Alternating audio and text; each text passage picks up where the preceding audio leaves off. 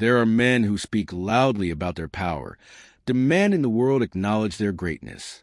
And then there are men who carry their strength so quietly that you never know what they're capable of until the moment demands it. Steven Seagal was a man who built an empire on mystique and intimidation, a Hollywood action star whose reputation preceded him like thunder before a storm. He'd spent years telling anyone who'd listen that he was untouchable, unbeatable, the greatest martial artist Hollywood had ever seen. But on one particular evening in Los Angeles, inside a private dojo where the city's elite fighters gathered, Seagal made a mistake that would change everything. He looked across the room at a man who'd been standing quietly in the corner, a man who'd earned his black belt before Seagal ever stepped on a movie set, and he said the words that would seal his fate. "I'm the better fighter, and I can prove it." That man was Chucknorris. And what happened next became the stuff of legend. The Formosa dojo sat tucked between a row of warehouses in downtown Los Angeles, its exterior so unassuming that you could walk past a dozen times and never notice the small bronze plaque beside the door. But those who knew. Inside those walls, some of the most skilled martial artists in the world came to train, to test themselves, to remember what the art was truly about before Hollywood's cameras and choreographed fights diluted it into entertainment. Chucknorris had been coming to the Formosa for over 20 years. Not to teach, not to hold court, just to train. At 62, his body still moved with the precision of a Swiss watch. Every technique honed by decades of discipline. His hair had gone silver, his face weathered by time and sunlight, but his eyes held that same fierce clarity they'd always had. He'd won championships, opened schools, starred in films and television shows, but none of that mattered when he stepped onto the mat. Here, he was just another student of the art, always learning, always refining. On this particular Thursday evening in March, Chuck arrived at 7 o'clock, exactly as he always did. He changed into his GI in the small locker room, tied his worn black belt with practice movements, and walked barefoot onto the polished wooden floor. A handful of other practitioners were already there, warming up, stretching, working through kata with focused intensity. Chuck exchanged quiet nods with them. No fanfare, no announcement. That was how he preferred it. He found his usual spot near the far wall and began his routine. Joint rotations first, slow and deliberate, awakening each part of his body with mindful attention, then stretching, pushing his aging muscles gently but persistently, respecting their limits while refusing to surrender to them. The dojo smelled of sweat and wood polish, clean and honest, and the sounds of breathing and movement filled the space like a meditation. Chuck was 40 minutes into his training, working through a complex Tang Soo Do form, when the front door opened and the energy in the room shifted. Steven Seagal walked in like he owned the place. At 73, he still carried himself with that peculiar combination of casual arrogance and theatrical mystery that had defined his public persona for decades. Dressed in black from head to toe, his hair pulled back in his signature style, he moved with a languid confidence that seemed to announce his presence before his voice ever could. Behind him walked two younger men, clearly students or associates, carrying his gear like attendants serving royalty. The dojo's owner, Master Tanaka, a 78-year-old Japanese sensei with weathered hands and eyes like polished stones, greeted Seagal with respectful formality. They had spoken on the phone. Seagal had expressed interest in visiting the dojo, perhaps training with some of the senior practitioners. Master Tanaka, who valued the martial arts above all politics and personality, had agreed. Chuck continued his form, aware of the new arrival but undistracted. He'd met Seagal years ago at some industry function, a brief handshake and forgettable small talk. They existed in different orbits of the martial arts world. Chuck had come up through tournament fighting, earning his black belts through blood and sweat and countless hours of training under demanding masters. Seagal's background was different, built on Aikido training in Japan and a Hollywood career that had turned him into an action icon. Two paths, two philosophies, two very different men. Seagal changed and emerged in a traditional hakama, the black pleated trousers worn in Aikido practice. He stepped onto mat and immediately began demonstrating techniques to his two companions, his movements fluid and theatrical, accompanied by a running commentary about proper form, energy flow, and the superiority of Aikido's principles. His voice carried across the dojo, impossible to ignore. You see, most martial arts rely on meeting force with force. Seagal explained, his tone professorial and absolute. But Aikido is about redirecting energy, using an opponent's power against them. It's the most sophisticated combat system ever developed.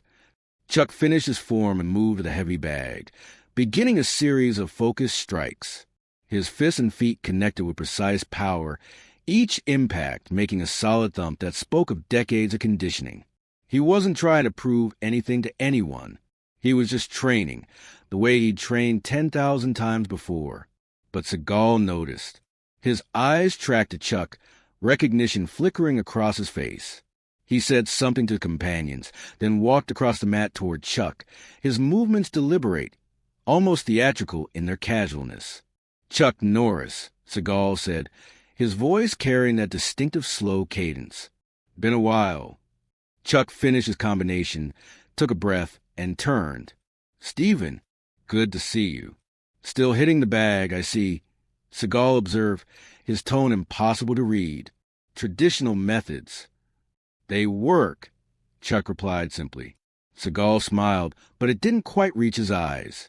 They work for what they are.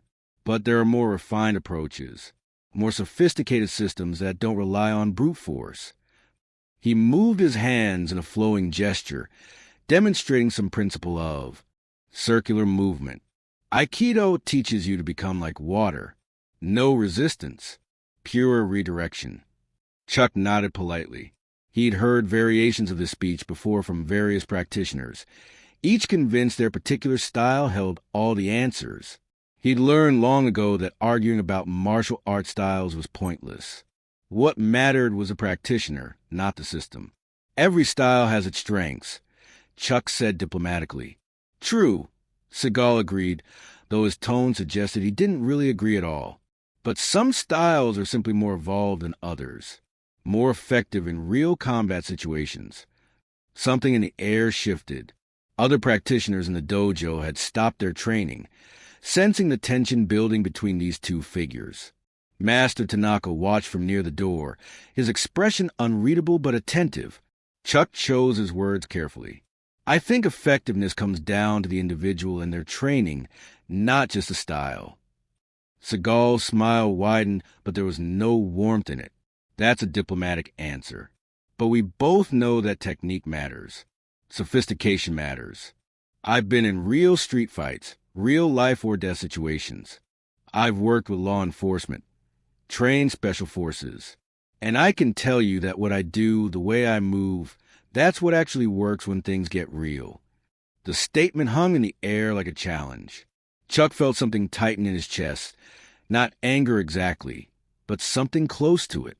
He'd spent his life training with humility, respecting every martial artist regardless of their style or background, believing that the arts were about personal development and discipline, not ego. Everyone's path is different, Chuck said evenly. Try to defuse the situation. What works for you works for you. Come on, Chuck, Seagal said, his voice taking on a slightly mocking edge. We both know the truth. You were good in your day. Great, even. Those tournament wins, the championships, very impressive for their time. But that was sport fighting. Rules, referees, points. What I do is combat. Real combat. There's a difference. Chuck felt every eye in the dojo on him. The silence had become thick, oppressive. Master Tanaka took a small step forward, perhaps preparing to intervene, but Chuck caught his eye and gave a subtle shake of his head. I respect what you do, Stephen, Chuck said, his voice still calm but with an edge of steel beneath it now. I hope you respect what others do as well. Seagal laughed, a short bark of sound. Respect? Of course I respect you. You're a legend, but legends are built on the past, and the past is the past. He paused, then delivered the line that would change everything. If we're being honest, Chuck, if we really got down to it, I'm the better fighter. And I could prove it. The words seemed to echo in the sudden silence. Chuck stood completely still, his breathing steady, his face betraying nothing. But inside, something old and fierce stirred, something he'd spent years learning to control and channel. Master Tanaka stepped forward now, his voice quiet but firm. "Gentlemen, this dojo is a place of learning and mutual respect. Let's keep it that way." Seagal held up a hand, his expression a mask of reasonableness. "No disrespect intended, Master Tanaka. Chuck and I are just having an honest discussion between professionals. Right, Chuck?" Chuck looked at Seagal for a long moment. He saw something in the other man's eyes that he'd seen before in other people, other times. Insecurity masquerading as confidence. The need to prove something. To be validated. To have others confirm a self-image that perhaps deep down wasn't quite believed. Chuck had learned long ago that the loudest voices often covered the deepest doubts.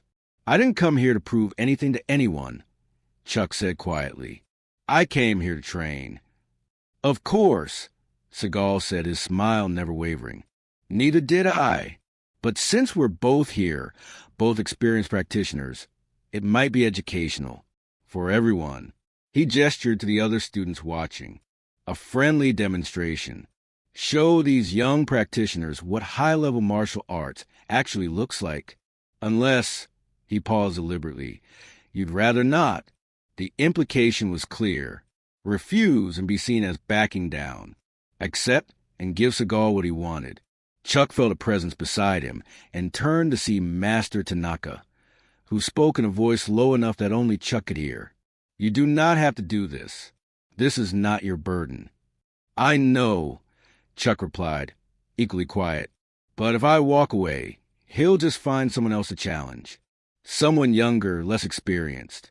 And he'll hurt them to make his point." Tanaka's eyes crinkled slightly at the corners. "You always see clearly. But be careful. Ego is a dangerous opponent. His or mine?" Chuck asked. "Both." Chuck nodded, then turned back to Seagal. When he spoke, his voice carried across the dojo with quiet authority. A demonstration. Light contact. Control and technique, not power. Agreed? Seagal's grin widened. "Absolutely.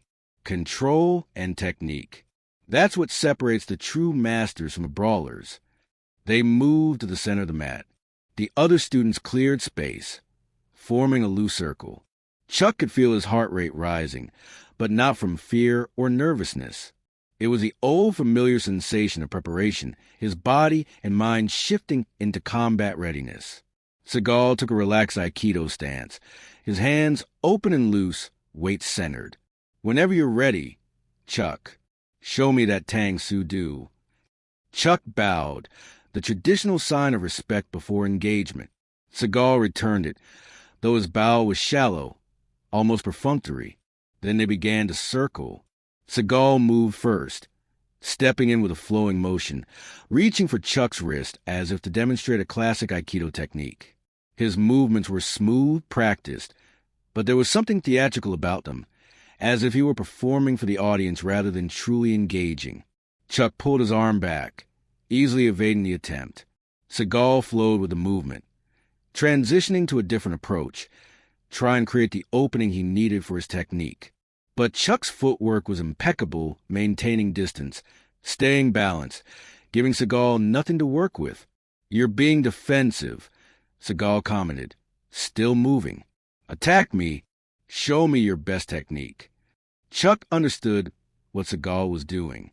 Aikido, by its nature, is a reactive art, working best when the practitioner has an incoming attack to redirect.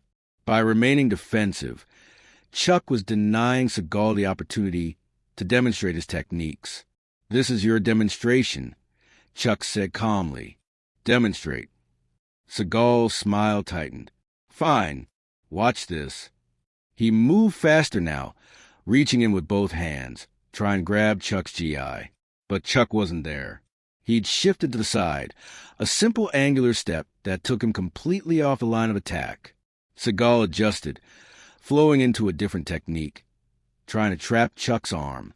Chuck moved again, economical and precise, his movements containing no wasted motion. They circled for another 30 seconds, Seagal attempting various techniques, Chuck evading them all with almost casual ease. Chuck could see the frustration building in Seagal's face, the theatrical confidence beginning to crack. And he could see something else, too. Seagal's techniques, while smooth and well-practiced, lacked the timing and sensitivity of a truly high-level practitioner. They were movie techniques, demonstration techniques, beautiful but ultimately hollow. "You're very good at not being hit," Seagal said, his voice developing an edge. "But that's not fighting. That's running." "I thought we were demonstrating technique," Chuck replied evenly. Seagal's jaw tightened. "Then demonstrate yours. Or are you afraid?" Chuck saw the trap clearly now. Seagal wanted him to attack, to commit, to give him the opportunity to execute some dramatic throw or lock.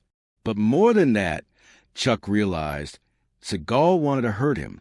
Not seriously, nothing that would require a hospital, but enough to prove a point, to humble him, to put him in his place. The realization brought a cold clarity. This wasn't about martial arts anymore. It had never really been about martial arts. This was about ego, about a man who'd spent so long believing his own mythology that he couldn't tolerate the existence of someone who threatened that narrative simply by being who they were. Chuck made his decision. He stopped circling and stood square, hands at his sides, completely open and vulnerable. The dojo went completely silent. Everyone watching understood the significance of the gesture. Chuck had dropped his guard entirely. Seagal stopped moving, confusion flickering across his face. "What are you doing?" "I'm giving you what you want," Chuck said quietly. "A target. Make your point." Seagal's eyes narrowed. "That's foolish, Chuck. I could hurt you. You could try." The words hung in the air like a challenge, but there was no heat in them, no anger, just simple statement of fact. And in that moment, something shifted in the room. The other practitioners watching began to understand what Chuck was doing. He wasn't fighting Seagal's fight. He was exposing it. Seagal's face flushed. He'd been given exactly what he'd asked for, but now it felt wrong somehow. The victory hollow before it had even been achieved. "Put your hands up, Chuck. I'm not going to just attack a defenseless man." "Why not?" Chuck asked, his voice still calm. "Isn't this what you wanted? To prove you're better? Here's your chance." "Stop playing games," Seagal snapped. "Fight me properly." "I am fighting properly," Chuck said. "I'm fighting the way I learned to fight. With discipline, with respect, with control. If you want to attack someone who's not defending themselves, go ahead. Show everyone here what kind of martial artist you really are." The color drained from Seagal's face. He looked around the dojo, suddenly aware of how this looked, how he looked. His two students were staring at him with expressions that might have been doubt. Master Tanaka stood near the wall, his face unreadable but his posture speaking volumes. "I didn't come here for this," Seagal said, his voice dropping. "You're twisting this into something it's not. You came here and claimed you were better than me," Chuck said, still not moving, still completely vulnerable. "You said you could prove it. So prove it. Or admit that maybe, just maybe, being the better fighter isn't about technique or style or movie roles. Maybe it's about character, about knowing when to fight and when to walk away, about having nothing to prove." Seagal's hands clenched into fists. For a moment, Chuck wondered if he'd pushed too far, if Seagal's ego would override his self-preservation and he'd actually attack. Chuck remained ready, his apparent vulnerability masking the coiled readiness that decades of training had ingrained in his nervous system. But Seagal didn't attack. Instead, he laughed, a forced, brittle sound. "This is beneath me. I came here to share knowledge, to demonstrate real martial arts, and you've turned it into some kind of philosophical debate. This is exactly the problem with traditional martial artists. All talk, no action." He turned to walk away, but Master Tanaka's voice stopped him. "Seagal-san." Seagal turned, irritation playing on his face. "Yes." Master Tanaka stepped forward, his movements slow but purposeful. When he spoke, his English was precise, his accent thick, but his meaning crystal clear. You come to my dojo and make claims of superiority. You challenge a man who seeks no conflict. You demand he prove himself to you. But when he offers you every advantage, every opportunity to demonstrate your claimed supremacy, you refuse and claim he is the one who will not fight. The old master paused. This is not the way of martial arts. This is the way of ego. And ego is the first thing we must defeat if we wish to become true practitioners. Seagal's face went through several expressions: anger, embarrassment, defiance, and finally, a kind of trapped defensiveness. I don't need a lecture on martial arts philosophy from someone who has studied longer than you've been alive, Tanaka interrupted, his voice still quiet, but now carrying an edge of steel. From someone who has taught masters, who has seen countless practitioners come through these doors, and who can recognize the difference between confidence and insecurity. The dojo had gone absolutely silent. Chuck remained where he stood, hands still at his sides, watching but saying nothing. Seagal seemed to be struggling with himself, his face working through emotions. When he finally spoke, his voice was tight, controlled. I came here in good faith. I was willing to demonstrate, to share, to engage. But I will not be insulted in someone else's dojo. Come on, he said to his two students. We're leaving. He turned and walked toward the locker room, his students following. But before he disappeared through the door, he looked back at Chuck one more time. You know what, Chuck? I was wrong. You're not a fighter anymore. You're just an old man playing at being relevant. Your best days are 30 years behind you, and everyone knows it. The words were meant to wound, and Chuck felt them, not because they made him doubt himself, but because they revealed so clearly the pain and desperation in the man saying them. Chuck took a slow breath and spoke, his voice carrying clearly across the dojo. Stephen, I hope you find what you're looking for. I really do, because whatever it is, it's not in this dojo, and it's not in proving you're better than me or anyone else. It's somewhere inside you, and until you face that, all the technique in the world won't make you whole. Seagal stared at him for a long moment, his expression unreadable. Then he shook his head and disappeared into the locker room. After Seagal left, the dojo remained quiet. Then, gradually, the other practitioners returned to their training, though the energy in the room had changed, become more thoughtful. Chuck stood in the center of the mat, alone. He felt a weariness that had nothing to do with physical exertion. Master Tanaka approached and placed a weather hand on Chuck's shoulder. You handled that with great wisdom, Tanaka said. Chuck shook his head. I don't feel very wise. I feel sad. Why sad? Because I remember when I was younger, when I might have responded differently. When my ego might have demanded I prove something. And I see how much he's still trapped in that, and I feel sad for him. Tanaka nodded slowly. The martial arts teach us many things, but perhaps the most important is this. The greatest victory is the battle we choose not to fight. You understood that tonight. He did not. Over the following weeks, word of what happened spread to the martial arts community. Seagal began telling his own version of events, claiming Chuck had backed down from a challenge, that he'd been afraid to engage.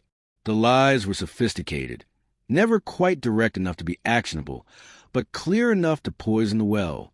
Chuck started receiving messages from students and fellow martial artists, asking if the stories were true, expressing disappointment or confusion. One message in particular struck him. It was from a young woman who'd been training in Tang Soo Do for 3 years, inspired by Chuck's example. She wrote about hearing the stories and not knowing what to believe. Chuck wrote back a long, thoughtful response, explaining what had actually happened, the principles he'd been trying to uphold, the reason he'd chosen not to fight. He explained that courage wasn't just about physical confrontation, but about standing for your values, even when it would be easier to just throw a punch and prove your point. After much consideration and advice from Master Tanaka, Chuck decided to tell the truth publicly. He wrote a thoughtful statement explaining what had happened and why he'd made the choices he'd made. He wrote about his journey in martial arts, about the lessons he learned about ego and humility, about the difference between fighting to prove yourself and fighting to protect something that mattered. He wrote about what he'd seen in Seagal's eyes at night. That desperate hunger, that fear of being seen as less than, that need for external validation. The response was immediate and overwhelming. Within hours, his statement had been shared thousands of times. People who'd been at the Formosa that night started speaking up, corroborating Chuck's version of events. Master Tanaka gave a brief interview, speaking with characteristic precision about what had occurred and why Chuck's response had been appropriate and masterful. The truth began to emerge clearly. A week later, Chuck received an unexpected phone call from one of Seagal's students, one of the young men who'd been with him at the Formosa.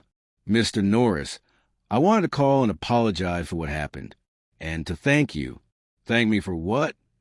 Chuck asked. "For showing me something I needed to see. I've been training with Sensei Seagal for 3 years.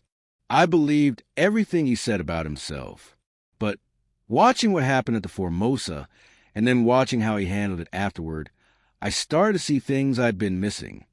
The young man paused. "I've decided to leave Sensei Seagal's school. Not because I'm angry at him or because I think he's a bad person, but because I realized I was learning the wrong lessons. I was learning how to perform, how to look impressive, how to build a reputation.